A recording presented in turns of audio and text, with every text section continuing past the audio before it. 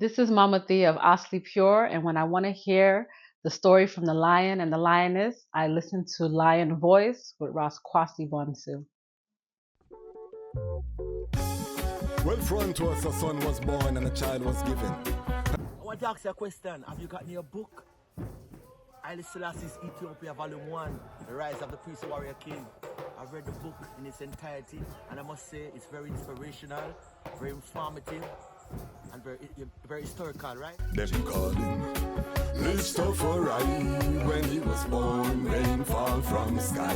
Them call him Rastafari. When he was grown in airplanes he fly. They call him Rastafari. Lion break the chain, beat not, don't cry. Them call him Rastafari. Read the Revelation chapter 5 verse 5. Then born near the city of Harar, the inspiration for Bob Marley's guitar. People crowd him like some big superstar. It no matter if England. And I would encourage those ayatas to really, seek your African beauty, your African pride. Mama Baby I said to I in Ethiopia, the message that she wanted to give to the ayatas when I and I went to Shashamani in 2009. That message was cover your wool and wear your tall skirts. Yeah, it's a slippery slope. Yes. It's a slippery slope, and we live here in Babylon. This is the great whore. Yes. Like I like to say, that sits upon many waters, and we are in her, but we are not of her. And it doesn't mean kente cloth, a show jacquard, every day. But tight jeans, that really, it defiles the temple.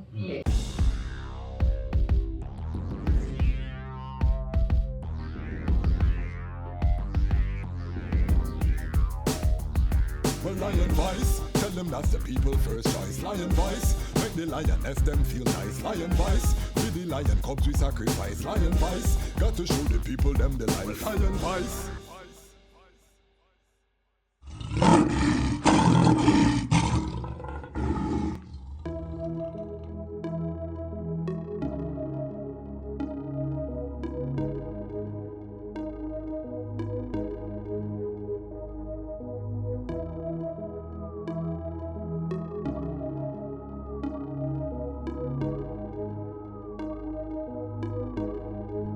Summers on the track. Greetings in that divine name of His Imperial Majesty, Emperor Haile Selassie I. Glory and honor in the name of His chosen Queen, Empress Menen. My name is Kwasi Bonsu, aka Dejazmatch Kwasi, aka Ras Kwasi, aka the Reading Ras, aka the Panafrican Happy Man. I'm an entertainment attorney, I'm an author, I'm an actionist, I'm an artist, and right now I'm the host of the Lion Voice.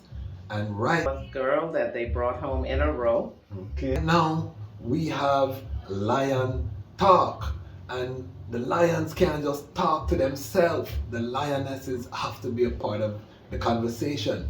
You cannot have a lion pride without the female and the woman aspect.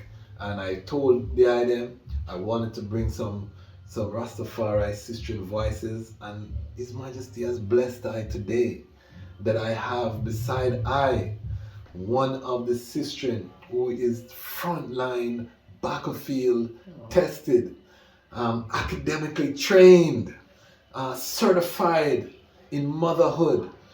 Every accolade that you can name, this sistren is an embodiment of the Rastafari woman treading in her highest Iowa. I'm here at her residence today, and it's my great pleasure. The book that I wrote, Haile Selassie's Ethiopia, I cited this sistren work. So what that means? That means she write book before me. So all of these things is such a joy when I welcome to the Lion Talk platform none other than Mama Dr. Wolete Beresford. Greetings, blessings. Give thanks. It's a joy to be here. I am Dr. Wolete Beresford, Sister Wolete, Mama Wolete, and it's a pleasure to be here on this platform, The Lion's Voice. I am very proud of the work that Dejazmatch Kwasi is doing. And I have to tell I own stories and record I story. And, that way there is no chance of our stories being told incorrectly. So give thanks for this platform and give thanks for hosting I. Yes, and what I want to do with the Lion Talk is again to tell a story. And there are a lot of young sistren who might sight up Rastafari and may think there's no path for I, Yes. other than the artists, the musicians. You have a few Rastafari sistren who are musicians. You don't really hear from the Rastafari sistren. Yes.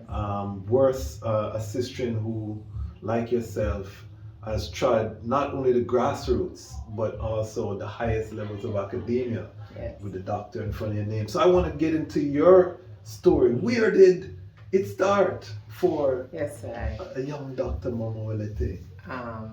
Okay, so the academic journey? No, just where My did journey. I start Where did it start? as a being, because I want to trace it Yes, so that ones don't feel intimidated as to where the I is now, to know that the I coming from humble beginnings. I am coming, yes, and I'm still in very humble beginnings. Mm-hmm. But I would have started on the island, the Twin Island Republic of Trinidad and Tobago. Okay. 52 years ago. Okay. No hesitation to say the age, because some sistren don't want you to know their age. Oh no, we give thanks for life, health and strength. So you yes. See that? You can say your age. You can say it. Half a century. Mm-hmm. I am the fourth daughter of 5 children. I'm the fourth girl that they brought home in a row. Okay. And a younger brother. In the U.S. they call that the knee baby. Mm-hmm. So I am the knee baby. My mom, an academic in her own right, somewhat of a mathematician, finance and banking, but she began as a teacher in 1955. 56 actually, 1956, at the age of 15. She was one of the youngest graduates from the Teachers College in Trinidad. Okay. My father was an insurance salesman. He was from the Twin Island, the sister island, Tobago. So yeah, that's where that began. I lived in Trinidad for about 5 years before I migrated to the U.S. to Brooklyn. Brooklyn. Yes, in the mid-1970s. And that is where I largely was called to Rastafari. In Brooklyn? In Brooklyn. I have Rastafari in my family. Okay. My father's brother, aka Conquering Lion, Rasta Man, and also one of my aunts, Sharon, on my father's side. So how old were you when you became aware that there was something called Rastafari? Rastafari found I in 1982 at 12 years old. Wow. In a candy store, corner of Utica and Park Place. A Muslim brother by the name of Brother X, and he sold penny candy. And having a little sweet tooth, I went to get my 25 penny candy, and as he counted them, my eyes were drawn to the black and white coronation nitrate of His Majesty on the wall. Okay. And I said to Brother X, I said, "Who's that?" And he said, "Oh, that's Haile Selassie. That's the Emperor of Ethiopia." Okay. And my next Black History Month project, which we did every year, Sojourner Truth, Dr. King, Harriet Tubman, Malcolm X, I did Haile Selassie. Okay. And yeah, the rest is history. I put on my covenant about, it'll be about 9 years later. Okay. 7 years later, I prayed. So how old were you when you put on your covenant? I was 19. Okay, and what year are we talking So about? that would have been 1989. 89. Okay, so right before the 90s. Yeah, right before the 90s. It was soon after the Bingi House had opened around that same time on Halsey Street in Brooklyn. In yes. Brooklyn, okay. Mhm. So, paint a picture, because obviously Mama Wolete is very beautiful. But you can imagine the young, beautiful Rastafari daughter. What was it like for the eye as a single Rastafari sister in that time? In that time, I was babysitting. I used to babysit from age 16 for one of the prominent Rastafari families in Brooklyn, 12 Tribe, Sister Happiness and I-First. She was Winsome Thompson and her King Man, and they had 6 children. Okay. They had, who was it, Rasa Yonda, Negesti, Semilia, Shadrach, Meshach, and Katina. Okay. And they were very big. They were really close friends with Sister Carol. I knew Sister Carol in those times. I was 16.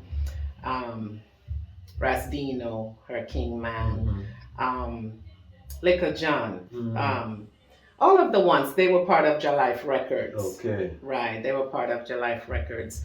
And I would babysit the children after school until 8 o'clock. So you know Jalife as well? I do. Okay. Jalife, I do. Okay. Yes, so that whole era, that whole time in Brooklyn. And Brooklyn is like the epicenter for Rastafari, at least in those times. You had black bookstores, Kwabena bookstores, the whole Jalife vibration, Sister Melanie, thing there, Papa Lion. Just that whole vibration in that time, it was ripe for Rastafari. So you know Palmy from that time? I know Sister Melanie, and I suppose I would have known Palmy because he would have been right there. Yes. But Vital Forward, you know, I became an idolist in 1986. Wow. At so 16. before there was no vegan? Before there was no vegan, there was Ital. Give thanks, right. Give thanks. So just, you know, moving in those circles and having gotten the knowledge about His Majesty, you know, we were raised Anglican. Every Sunday we knew where we had to be. We had special clothing, church clothing, Sunday clothes. Easter was a big deal with Easter bonnets and all sorts of stuff. But I really just got that knowledge, and right away Rastafari called and I answered the call. Wow. And at this time, what were you were you working? Were you? When I put on my covenant, I was at university. I was Medgar College in Brooklyn, which is part of the City University of New York schools. So I was a freshman, pretty much a freshman at Medgar Evers, and there were lots of Rastafari. I was going to ask. Yes, this Ras Tafari from New York was one of my classmates.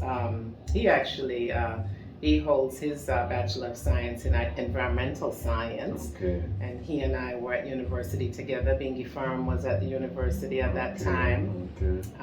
I was there, and many other Rastafari. So there was a Rastafari vibration on campus. Yes, for the Caribbean Club. A lot of Ionats, Raja, Ija Selassie, quite a few of I. These are the days of Malcolm X's his queen, Dr. Betty Shabazz. Betty Shabazz was on campus during those during those times. Sister Bandele. Yes, it was just a mighty time. This is what year? This would be 1989. 1989. Ras's Abadawa bookstore. The brethren from Bogue Hill in Jamaica, Mudada, Haminat, owned Ras's Abadawa bookstore, and that's where all of I would get porridge and soup and yati books and all of our vitamins. So, at this time, what were you studying? Psychology and early childhood education. You know. And did you feel that Rastafari hindered you at all in your education? Was there discrimination? Was there any? No, there was no discrimination. In New York, there's never that. So that might be, maybe there's a slight bias to my vibration, because New York is everyone's Mecca. If you're Muslim, you're there. If you're Indian, you're there. You're Hindu, you're everybody's Mecca. Rastafari, you're there. So no, there was no bias, and if there was, just my upbringing, from my parents, always really empowering I and I. If you're going to be a Muslim, just be a good Muslim. Going to be a Rastafari, be a good Rastafari. So I think just overstanding early on that I and I can be anything that I and I wanted to be. And I got that from the nest. So external influences would not have impacted I. So I don't think I've ever seen the eye in a pants in my life. And that time, were you already dressing in this From way? about 1986, when I began to babysit for the Rastafari family. Then you changed your dress code. I changed my dress code, but I come from a family of 5, so we didn't really have tons of different items. It's five children in Brooklyn in those times. But no, I changed my dress code, and no, I don't wear pants. I came up through the fire order. Yeah. I am, And I'm going to ask you, because you were amongst 12 tribe ones, but I know yeah. there's a Naya Bingi yeah. sistren. How did that transition? I used to love the 12 tribe dance. I used to love when, Happiness would say, "Did you tell your parents that you're going to stay and we're going to go out?" I used to love the different color dance parties and all of that. But my grounding is Theocracy, Reign, Order of the Naya Bingi. Okay. And in those days, it was just fire. Just a fire order.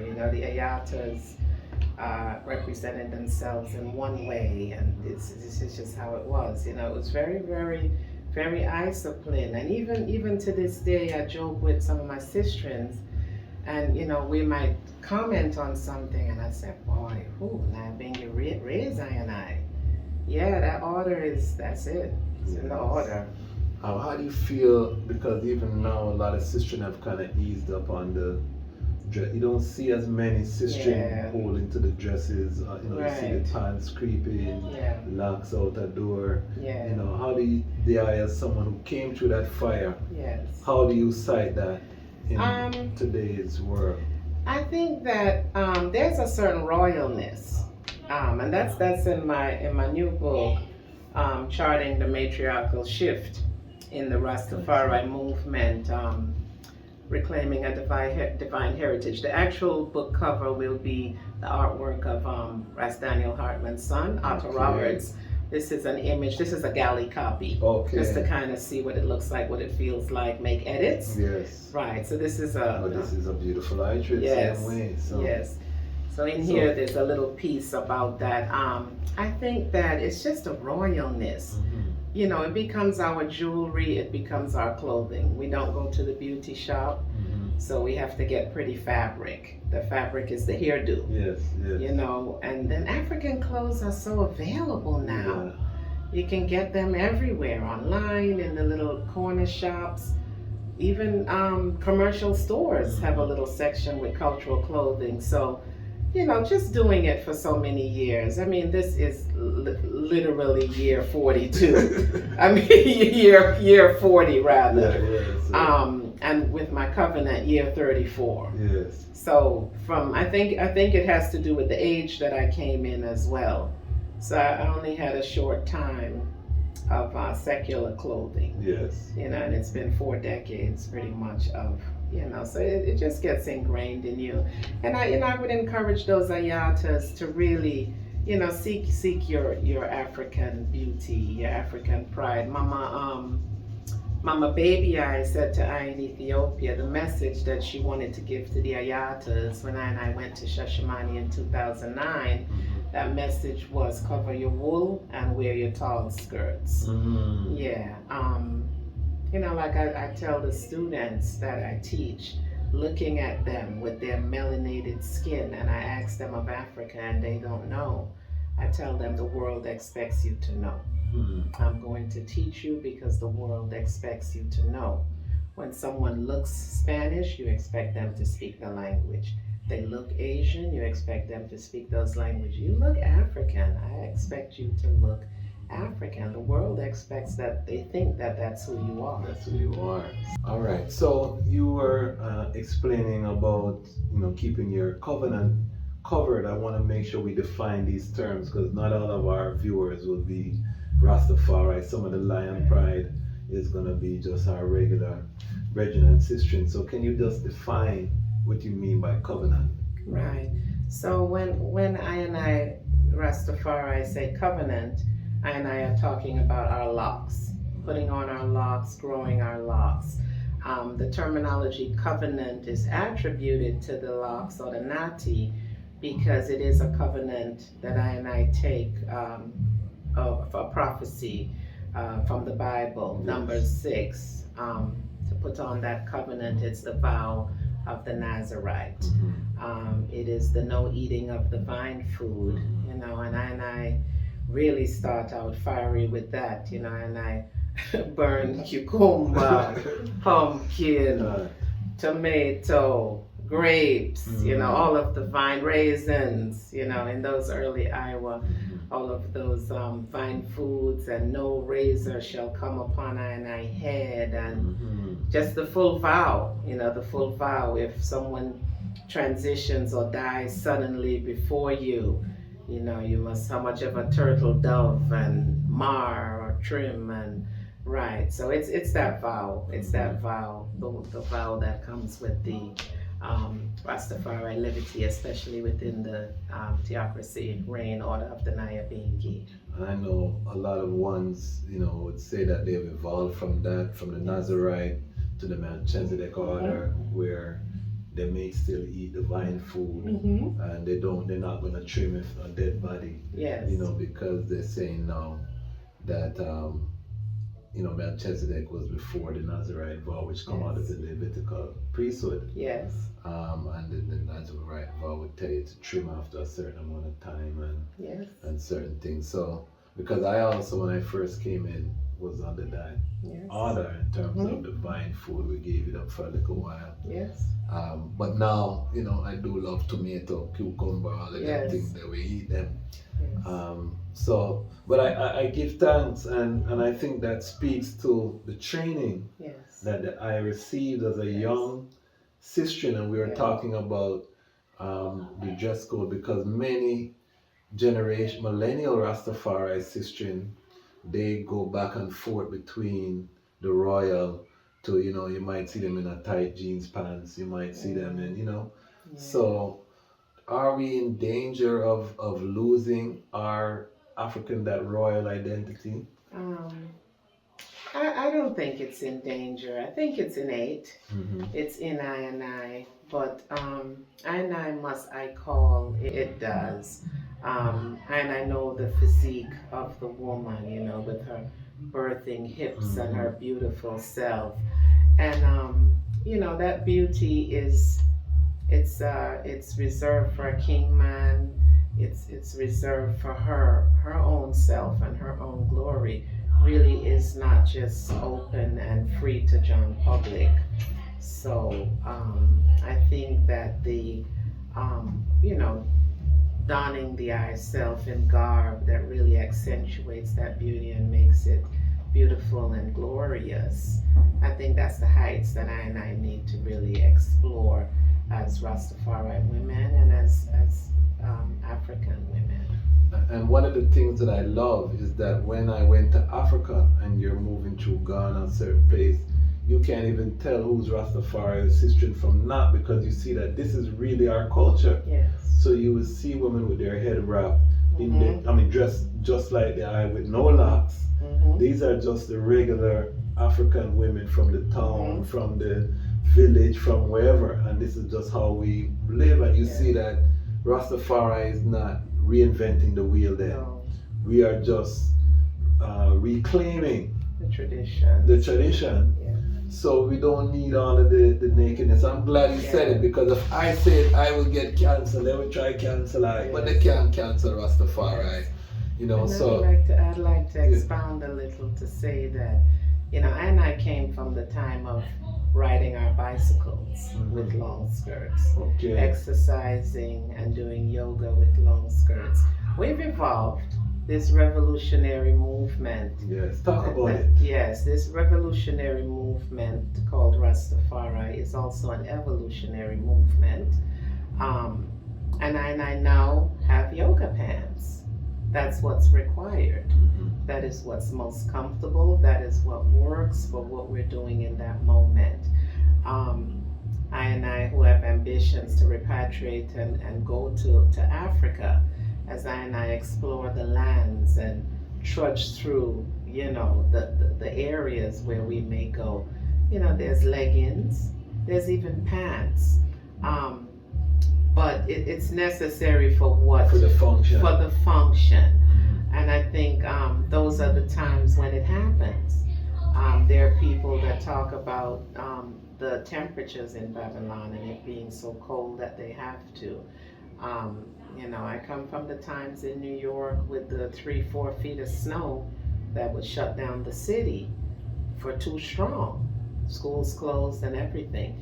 And you put your pants and your tights on and you put your little skirt over. Just never really letting yourself be without that which represents you fully. And that's part of your identity. The identity. And the brethren them have to be disciplined. When they see a sistren in their yoga pants, don't stare down the sistren them, Yeah. Have your discipline Yes. and know, time and place. Yes, because sir. I think a lot of us as brethren get into an indiscipline where you want to stare and some of the sistren overdo it still. I'm not gonna lie. Them overdo it, them have the pants. Turn it into something else. And they're tempting the brethren, but it's a balance on both sides. We have to, for the nation's sake, we have to encourage the sistren in their royal because they want to impress the brethren too. Yes. And a lot of the brethren would say, boy, they want the royal, but they're chasing the girls who are dressed another way. So it sends a mixed messaging.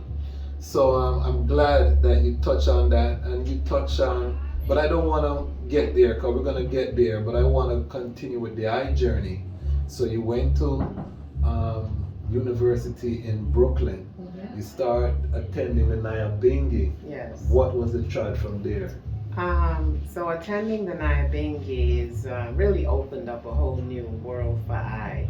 Like I said, I had been around Sister Happiness and I-First and their Rasta family, Sister Carol and the reggae music. But going to the Naya Bingi house was really my calling. This was Halsey Street. Daughter Aini, yes. Sister Aini from the same region. Yeah, and we'll make sure we get Sister Aini on this platform as well. Give me a little bit more volume too. Yes, Sister Aini.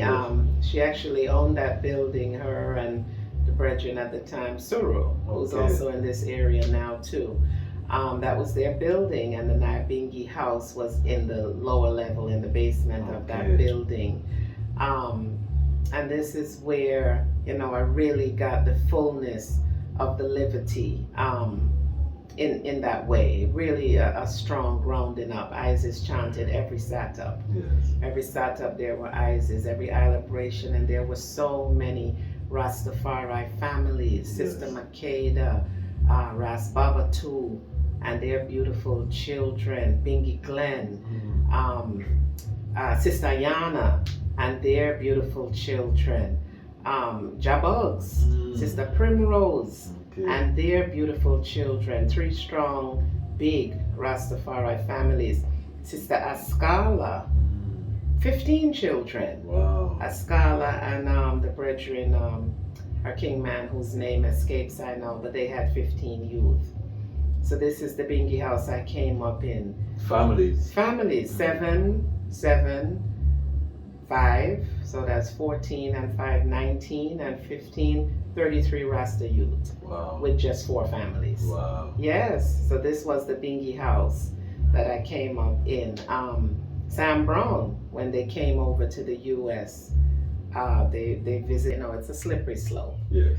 It's a slippery slope, and we live here in Babylon, this is the great whore, yes, like I like to say, that sits upon many waters. And we are in her, but we are not of her. And it doesn't mean, kente cloth, ashoke, jacquard, every day. But tight jeans, you know, that really it defiles the temple. Hated that Naya Bingi house. Yes. Ras Tafari. This is where I came to know Ras Tafari. And all of those ones. It was just very mighty. A very, very mighty and a highlight time to come into the movement. Give thanks. Now, Daya's profession is library sciences, you know, a doctor. How did that journey begin, you know, that took you into the world of books? Because we're going to talk about the books. Yes. Well, I've always loved reading. Yeah, I was always very academic growing up. We all were. Our parents were. And, you know, that's just the household we grew up in. You had to do your homework. You had to bring good report cards. There was just an expectation for very high levels of greatness. You know, we were an immigrant family, and you know, when our paperwork was denied at some point, because four children needed to come and our dad, so five, mommy wrote, she wrote to the president, and she said, if you allow my family to come, you know, she's guaranteeing that they're going to be productive members of, you know, your society. So this is the path that she had I and I on. I loved reading, I loved learning. I was a teacher for 1 year and then decided to follow my sister into the profession. She had been a librarian with New York Public Library, and that's where it all began, as a children's librarian trainee, and getting a full scholarship to Pratt Institute, to the School of Library and Information Science. Did that in about a year and a little bit, and became a librarian. So this is, you got your master's at this time? Yes, librarians, trained librarians. It's an actual profession. It's a degreed profession, and the degree is Master of Library and Information Science. Okay, so with a specialty. The specialty was children's librarianship. So for the young people who are watching this, just a day in the life of a librarian, just give us a quick rundown, some of the responsibilities. So some of the responsibilities, if it's a children's librarian, it involves programming. So there may be a story time session where you can do stories by reading an actual book, or if you have stories in a repertoire, then you can tell stories. And you know, in African tradition, I and I are griots. So you tell the stories of Anansi and all of that. There are lots of craft programs where you create things. Some of my workshops were tie-dye shirts and things that reflected who I am. So I took the librarianship and I spun it. Yeah, my story times were Anansi and other folk tales from the continent. My craft programs were things that represented I and I, because that's what I did well. There's professional development opportunities where you may learn web design, or you may go to a conference in another country. I've gone to conferences in Rio de Janeiro, Brazil, through the library, conferences throughout the Caribbean through the library. There would be collection development where you do gap analysis for your collection. You look for holes in the collection, meaning places where you don't have enough resources, where there's a dearth of information there, and those are the titles or the areas that you write down to purchase and to fill those gaps to make the collection wholesome. Lots of communication. You go out, you meet the public. You know, there may be challenges with people owing money for resources. Nowadays, everything just gets waived. You know, there's so much money out there. But in those days, people would negotiate the fine process. You know, we owe $20. We don't want our privileges revoked. What can you do for me? You negotiate, pay 10, we'll clean the other 10. You know, you get a fresh start. It was called a fresh start. So things like that, that's what librarians did. That's in the public library on the children's side. In the academic library, then you have lots more research. You know, that's usually graduate students or even undergrad. And they're coming in and they need research, they need references, they need sources, they want to know how to cite the sources. They don't want to just use Google or Wikipedia. They want print material or databases. So then you have to know that side of the research. Maybe copyright. Maybe they're writing a book. They want to know how, how does copyright work? How do we get an ISBN number? So it gets much more involved, and that's on the university level. University side. So take us into your first book. What was this book here? All right, so the first book, Guragi, as in the Guragi people of Ethiopia, the story of a Wollo princess, Yeshimabet Ali Abba Jifar, and Princess Yeshimabet, give her right title, is the mother of Haile Selassie I and the wife of Ras Makonnen. Crystal cover too. This is a new printing of it. Yes. The artwork is the same. This is the work of a Rastafari brethren in the Baltimore, Maryland area, Ras Tafari. And it represents image of Yeshimabet and her 9 children, of which Haile Selassie was the only child that survived. And her 10th child was why she transitioned from this realm. The impetus for this book, I should say, happened in 2013, one morning when I was on my way to work, leaving the Maryland area and heading into DC. As I drove on the Beltway, which is a prominent highway in this area, I was giving ISIS. I had spoken to myself. I said, self, every morning, give thanks for life, a quick 2-second. And I started using the hour commute or 45-minute commute to work to give ISIS. And as I gave ISIS, I heard the message in my heavens. It wasn't audible. Anyone in the car would not have heard, but I heard it in my iris as I looked at the night turn to day. It's around 6, a little after 6 in the morning. And I'm saying, wow, look at your mighty work. Look how you can see the sun coming up on the horizon. And all of a sudden I repeat, you want me to write a book about your mother? And I said, okay. And this was in 2013. I wrote this in 2019. So it took about 6 years for I to answer it. The research for this book took I to from Addis Ababa on the small plane to Kombolcha Airport, and then on the Bachat to another hour to Desi, and from Desi 3.5 hours to the Wollo region, which is the region of Yeshimabet Ali Abba Jifar.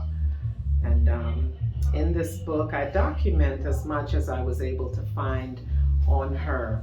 Her kindness, her beauty, how much she was really loved by Ras Makonnen and adored by Ras Makonnen, and her history. And she comes from part Guragi and part Amhara. So continue about the book. Yes, so Princess Yeshimabet, she actually grew in the household of royalty. Yes. Her mother, whose name escapes me, but it's in here definitely. Please forgive my 52-year-old brain. But her mother was the wife of Ras Darge. Ras Darge was the son of Haile Selassie. And Ras Darge is also the brother of Tananawur, Haile Selassie, who is Ras Makonnen's mother. So Ras Darge, which is Ras Makonnen's uncle, was married to Yeshimabet's mother. Yes. And of course, Ras Darge is the son of the king of Showa, Haile Selassie, right? So Yeshimabet grew in the household of the ruling family of the region at that time. So she was Princess Yeshimabet, and at 12 years old, she was given by Ras Darge, who would have been her stepfather. He gave her to his cousin, Because remember, he's the sister of Tanana Work, who is Ras Makonnen. His nephew, not his cousin, his nephew, I pray thee. Yes. He gave her to his nephew at 12 years old, which is Ras Makonnen, Yes. to be his wife. So she grew in the royal family of the ruling family And of these that time. details are in the book. I cited it in my book. So in my book, I talk about this very same history. And a lot of those details were taken from Yes. the research of Okay. the librarian, Yes. Dr. Okay. Mama Wolete. Yes. So we give thanks for you going to Ethiopia to uncover Yes, to Wallo. some of these factors. And the other thing that's remarkable is that Yeshimabet's father was an Oromo. He was an Oromo chief. Yes. He was a ruler of the Woro, W-E-R-E.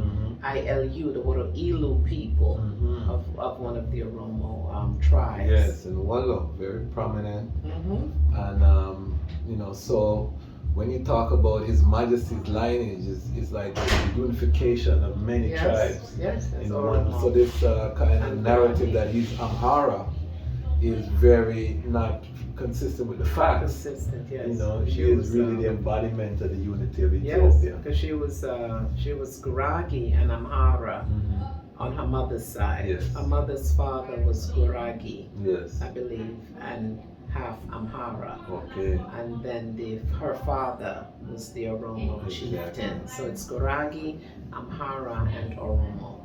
Yes. So very critical, and definitely where can people find this to purchase? It's online under my website, Wallo Princess. And we'll do put it it in a up on the Google screen. search, Yeah, or we'll put it up on the Yes. screen, and we'll have a link in the description. Yes. Where they can just click it and go straight to the website. Yes, But yeah, well, I was very proud of this work. One, because it was a work of obedience. I distinctly heard Kadamawi give I that assignment. I felt so blessed to have gotten an assignment, and it wasn't anything that I even had on my radar. I heard it very distinctly in my heavens, kind of random, and I repeated it, and I fulfilled it. Well, I benefited, so we give thanks, and those who read it will also benefit if you learn about the mother of His Imperial Majesty Haile Selassie I the First. I see two other books over there looking at and I'm wondering where you get time to write all of them books. This one is This one is an exploration of another book cover for the same Guragi. So it's the same book. It's this one here that is forthcoming. I was hoping to release it by Battle of Ottawa, but it'll be another couple of strong before it comes out. But this was a paper that I wrote a few years ago, charting the matriarchal shift in the Rastafari movement. And then I added, now that I've made it more into a monologue of sorts, or a larger document, reclaiming a divine heritage. Michael Barnett, or Dr. Michael Barnett, the sociologist at UWI-Mona, is who encouraged I to turn this work into a text. Matriarchal shifting is something that I identified not just within the Rastafari movement, but globally. And the definition that I coined for it back in 2019 is the existence of a matriarchal shift within the Rastafari movement is not surreptitious. Paradoxically, its presence is evident both regionally and universally, and consequently is poised to transform the fundamental tenets of this revolutionary movement. Matriarchal shifting, I will tell the eyes, is let me see here. And this is important, because on my channel, I'm very big on the Rastafari man standard, because I feel like the Rastafari man, them get too loosey-goosey. And, we need to step up to provide that leadership. But the eye is also saying that the sistren them now are going through a shift. So I want to get that perspective. So the perspective for matriarchal shifting is the Rastafari woman is transformed. Her new consciousness Her new consciousness, which undoubtedly shares in a universal awareness, is fundamentally overlooked by the keenest of viewers. This contemporary positioning is void of title in most instances, yet by default, her trajectory is being experienced by women globally. Humanity is remembering the ancient tradition of honor thy mother, and she too is honoring herself. So, this somewhat oxymoronically glaring, nonetheless subtle observation is what I've dubbed the matriarchal shift. It summarizes a noted alteration in gender roles as presented within contemporary societal norms when juxtaposed with ancient Kushite kinship. So it just really looks at what society says women are in contemporary terms, and it's not specifically this book documents the journey of the Rastafari woman and her shifting, but there's a global shifting. I mean, in the United States, there's Kamala Harris as a VP. So that's a sign of shifting. Shifting began many moons ago. Empress Taitu is an example of shifting, but I look at shifting now as it's happening so globally and so vast and so broad. We're just seeing women, elevating and rising in their divinity in all of these different roles, and it can't even really be stayed. It's like the earth is propelling her to that ancient glory. So I juxtapose that with ancient Kushite kinship. Okay, Yes. so go a little bit deeper because I don't know much about ancient Kushite kinship. Okay. How does that relate to women taking a more prominent place in the workforce? I'm assuming you guys talking about women working more out there.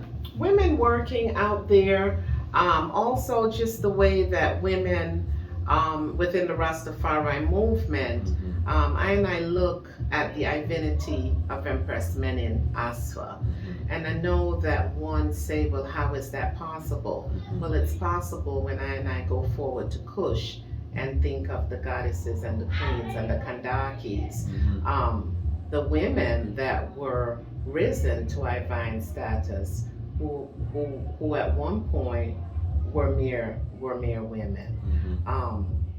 Rastafari, within I liberty, and I give Isis to Kadamawi Haile Selassie I. And I know of the many different mansions within the liberty. Some who says it's the returned Messiah. It's Christ, that was crucified, and on the third day he rose again and ascended into heaven. And this is him that has come forward in another dispensation in Kadamawi Haile Selassie I, and he sealed up the throne of David. Others say there's none before, none after. This is the Almighty from such time. It's the same Irit coming through all the different dispensations, the one Kadamawi Haile Selassie I say, if there is a job, and this is what I say within Rastafari, I hail a living job. Those of I that do honor Kadamawi in that way, hail a living job that walked the earth, walk around in this time in man, in flesh, God in flesh, right? And I say, if there's that Jah, and this is divinity, man in flesh, there's that balance that sits next to him at coronation. And I look at the history of Empress Menen Aswa and trace it not just to Muhammad, but trace it forward through her Oromo line. Oromo is the same line as Kushite. And I look at the revelation of their union, the 3 prior marriages, and His Majesty sending not 3 armed men, not 30 armed men, not 300 armed men, but 3,000. to bring her forward safely. And I look at how His Majesty changed. Stick a pin, just explain that history there with the 3,000 liters. Yes. I know people like, what were you True, right. And I will give the information so when this airs, yes, so that it can be documented officially. But I have read that the union was made at some point. They said probably at the home of Lijiasu, yes, which would have been her uncle, the yes, son of Mikael. yes. And once that union was made and it was agreed upon by His Majesty and Empress Menen that they would be joined, Leon Sagad, I believe, Ras Leon Sagad may have been the third husband at that time the separation happened, and His Majesty sent 3,000 of his soldiers or the army or whoever to bring her forward, So to meet him in Haraf. Flex his muscle a little bit. Flex his muscle, bring her forward safe. Bring her forward safe. And I know the glory of Menen Asfa from reading her genealogy, looking at the way she had parents. Jantira Asfa was the father. Jantira is the person that is in charge of an entire upbringing, stronghold, an entire stronghold. Yes. Jantira Asfa, her father had a whole region. They were the ruling family for there. Yes. And then her mother, Wolete Singen, I believe was her mother. So she had very capable parents, but her grandfather, Negus Mikael, arranged all of the different marriages. Yes. She is the gold bead, and that's when you arrange the marriages. Yes. She's the gold bead in the family. Yes. It's like they're political marriages. Political marriages for power. Yes, cement Who relationships. can we put? Yes, and this is who we are. Look what we have. You know, look at Menen. Look at Princess So Menen. this is a critical thing. Do you look at Empress Menen as a victim because she went through the child marriages? You know, from the age of 9, I believe, she was married the first time. Very young. Very young and having children. I believe none came from the third marriage, but 2 from the first marriage, 2 from the second marriage. So young and inexperienced and tender, and probably violated. It was customs and traditions. Customs and traditions at the time. And we know that Ethiopia was deeply steeped and rooted in those traditions. Those traditions were not which she worked to end, by the way. Yes, and His Majesty, ended. His Majesty, they ended the child marriages because of her experiences, I suppose. So yeah, I think there may have been some victimization there, but then look at the glory. See, and this joy is why. So morning. I say, you know, when we talk about His Majesty as a redeemer, because he could have chosen any princess in the realm, you know, because and he chose, because even though, you know, Ras Mikael wanted to marry his granddaughter, that doesn't mean His Majesty had to accept, or Ras Mukonin had to accept, but him, you know, with child having gone through 3 marriages, His Majesty didn't look at that, you know, as a redeemer, you know what I mean? He really redeem her from this life that she would have had to live. And by all accounts, including His Majesty, it was a true love. Because when His Majesty speak of Empress Menen, you know, the love is very evident. So she was able to live, after going through these child marriages, a life of true love and blissfulness with her kingman. Yes, it was blissful and it was love, but I believe outside of the Redeemer, I believe that she too brought something to that union. You know, His Majesty didn't just say, I'm going to save you and put you on the side. I'm going to save you and I'm going to change tradition and I'm going to bring you up to the status that you deserve and the standard that you deserve. You will be crowned with me, which is a Kushite tradition. And let go of the one that they did, that was the Egyptian practice. So I mean, it's a lot, and it's mighty and it's beautiful, and I believe if there's a Jah, there's a Jahess, there's a prophet, there's a prophetess, If there's a priest, there's a priestess. There's nothing in nature. I don't know if the eye can think about anything in nature that is imbalanced. It's nothing that's imbalanced. Um, the roots live in the earth. The fish live in the sea. The flower has a stamen.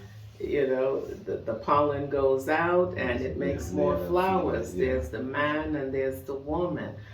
There's that balance throughout all of iration. I try to sit sometimes and think about things that are imbalanced. I can't think of anything that is not imbalanced. It is polarized, it is parallel. Everything except for Babylon. Everything except for Babylon. Is imbalance, and that's why we see Babylon collapsing, and we see the lifestyle that Babylon is pushing. We did a video on some of the different agendas that are being pushed, but this is very critical in terms of I, and I just want to give thanks for the sharing with I. This is exclusive. This is only Lion Talk, Lion Voice, because the book don't publish it, right? This one, no, it's forthcoming. It's forthcoming, and there's a whole lot in here. There are some societies, and it really is to bring balance back into the African family. Crucial. It is to stabilize the African family. It is looking at Kush, which went to 25 dynasties. The dynasty, 25th dynasty with Taharqa, right? All the way from the beginning, 1,400 years of rulers in Kush. In here, there are the matriarchal tribes in Africa, the Bajago people of Guinea-Bissau, the Nubias, the Seras. And I also have signs of matriarchal shifting. There's Mama Faya with the Naya Bingi tabernacle, though Papa Faya is there as well. And I know Mama Faya is on the battlefield for many, many years doing that work. Also in here, there is the Sick Be Nourished project. At the helm is Empress Aditu, and this is in London in UK. Sick Be Nourished, which is a sister project almost to the IDOR project. The Elders Medical Project in Shashamani. I have a little bit on my own leadership in IDOR as the first woman president in IDOR. There's a little bit there. That's a sign of shifting. Chairperson, yes. I have Rastafari woman as living sanctuaries. One can say some of it is really stretching, but I have in here Blue Fire, Rasta's Jazanai's work, the Ascension of the Jayas, and also Roaring Lionesses, Rastafari Woman's Journey of Self-Liberation. I have in here Ma Ashanti. I have Mama Baby I is Ma Ashanti, now gone on to another realm. And my ancestor, she's in here in the early Iowa, coming out of her professional career, right, and answering the call of Rastafari and being that beautiful spirited voice, chanting Isis. I have Nana Farika Barhani, and in here I have her entire bio, her work in journalism, her Pan-African work, her work with poetry, and I matriarch who lives here in this region with I. Mama Baby I is in there. Empress of Zion. Empress of Zion. Early signs of shifting. Queen Mother Moses, Sister June, and those Ayatas in that early time. I have Babetta Christian, our brethren who's now an ancestor as well, Santa Fox, from the Church of Haile Selassie I in Brooklyn. And in here, I document the Daughters of Zion which would be a woman's group within that church. And they're saying today the daughters of Zion need to take an active part in the development of the Rastafarian community. We should follow the footsteps of our women, like the Queen of Sheba and Empress Menen Asfa and Sarah. Our children need an example to follow. Let us be that example for them and the future generation of daughters to come. And this is the Church of Haile Selassie, the Daughters of Zion, and that was 1994. Okay. Yeah, that church on Gates Avenue in Brooklyn. So this is something that's been happening for some time. For a long time, the shifting, but so sometimes you see changes, right? So you can say, oh, but that was happening then, and it was happening then, but it was one. It was the Church of Haile Selassie. It was Sister Ascala and her King Man with the Jahog books. Yes. And that was one. And then you have Anana Faraika. All of those Ayatas. We have Mama Faya born into Rastafari, maybe 70 years, right? The daughter of David Wolf, niece of Ras Solomon, Papa Salah Wolf. So there's one. But when I say the shift, it's like you go to Jamaica, and this is happening. You're in Trinidad and this is happening. Just daughters just everywhere, women everywhere, all sorts of things. Let me that's ask why I this point to the shift. controversial question. Are the daughters rising, or are the brethren just not doing what them to do? It's a little bit of both. It's a little bit of both. I think that there is a lackadaisical and a relaxed energy. The mamas are so strong. Well, I think the women don't have a choice. If you have a baby to take care of, you have children to. You don't have the luxury. You don't have the luxury of not being on strong. top of things. And I think a lot of our brethren, they're juggling multiple families too, and they're not as sharp in terms of the nation building that needs to happen. But that being said, I see brethren, rising, and this is what, part of why I even started this channel is because the brethren who are doing the works, most of I historically have been very quiet. You were just quiet doing the work, and we don't talk in the public, which humility don't serve us, because then that story is not going out there, and then you're only seeing the artists who are, Hennessy and them do something where it don't make no sense to Rastafari. They're not seeing the family man. I'm gonna have to big up my brethren Ras Becken, who is here, Mama Wolete Kingman, who is also an artist, but taking care of his family and dealing with family life. So there are brethren who are doing works, and I think a lot of time we don't highlight those brethren. So this is why I really create this platform as well. Because those brethren have to link up with the sistren who are doing the work, and we have to put this, because as you say, there has to be the balance. We can't do it. The sistren them can't do it by themselves, the brethren them can't do it by themselves. So we have to come together and weed out the talkers and the ones who are not, because we spend a lot of time talking or worrying about what ones are not doing. Right. And I think that with IDOR, and we're gonna have to cut this interview short because there's no inter-reasoning in Mount Zion. I don't touch on IDOR works. I don't touch on your travels. This is not someone, we're gonna do a part 2, because this is not someone that sit down in America and wonder. She's been all over Africa. There's so much tradition. We barely touch the surface of the I works, but I want just the audience to just see, and this is gonna air during March, which is Women History Month. So I wanted to get some powerful sistren that the family could see on this platform, that it's not just lion talk where we just talk to beer man. No, we're not in that. This is a nation building platform.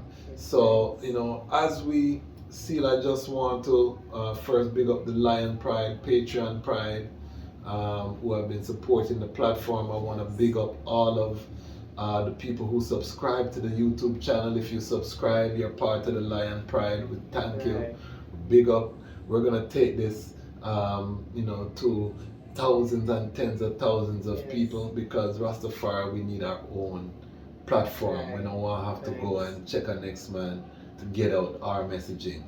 YouTube is the #2 search engine in the world, and so we want to make sure that we're on the platform being represented. When people are searching for Rastafari woman, they can see the representation of one's light, the I, who historically you probably wouldn't be on many platforms because you're not doing radio, promo and all of these things. You're not on a stage, but you're frontline as any Rastafari sistren that I know in the chart. So final words, what are your sounds? What do you want to share, particularly with the young sistren coming up? Talk to a young sister that is just graduating from college and she sight up His Majesty. She go in a store and see the picture on the wall and she's, you know, what would you tell this young sister? And then some final words. I would tell her to remain focused, chart the journey, chart the path, and, you know, be steady on the straight and narrow. Know that you can be anything you want to be. You know, we know that Babylon is the mark of the beast. You know, this is where many of I and I make our living. But know that I and I are just passing through. You know, this world is not I and I own, and you're really here to get the resources, benefit from what is being offered. You know, bring forward your strengths. Whatever you learn in the university, bring it forward to your community. Help the lesser man, help the small man, and make plans to exit. You know, look forward to a repatriation plan.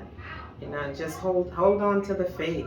You know, sometimes I and I must make adjustments. It's required, but I and I don't compromise. You know, I and I don't forsake the Divine Majesties. I and I don't compromise. I and I liberty.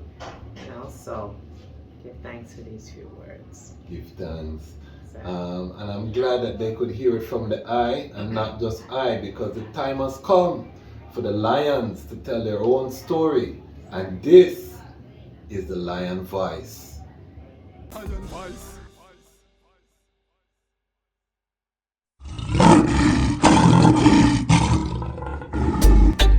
Yeah. Rastafari. Empress Menen. Tell the people about Empress Menen. Well, even if the stars they fall and the moon turn into blood, well, through the coming war we stand tall. I will shower you with my love. And even when the people start ball, cause they see the city streets them flood. But when the hurricane blow down their wall, I'll be by your side and me nah budge. Think I found the love of a lifetime. I love you every day or the night time. Almighty, I made your light shine, and unto I, your love was a lifeline. Think I found the love of a lifetime. I love you every day or the night time. Almighty, I made your light shine, and unto I, that light was a lifeline. It seems like the world is upside down. I will never hide, I'd rather stand my ground. Lion of Judah blessed with the triple crown. Can't come fool I with no circus clown. Now fear no hurricane or the cyclone. Respect for Mama Earth with that embedded on me bone. That's why I will never leave you alone. Protect you from harm when the alarm sound. So even when the stars they fall and the moon turn into blood, the coming war we stand tall. I will shower you with my love. And even when the people start ball, cause they see their city streets them flood. When the hurricane blow down our wall, I'll be by your side and me not budge. Think I found the love of a lifetime. I love you every day or the night time. The Almighty, I made your light shine, and unto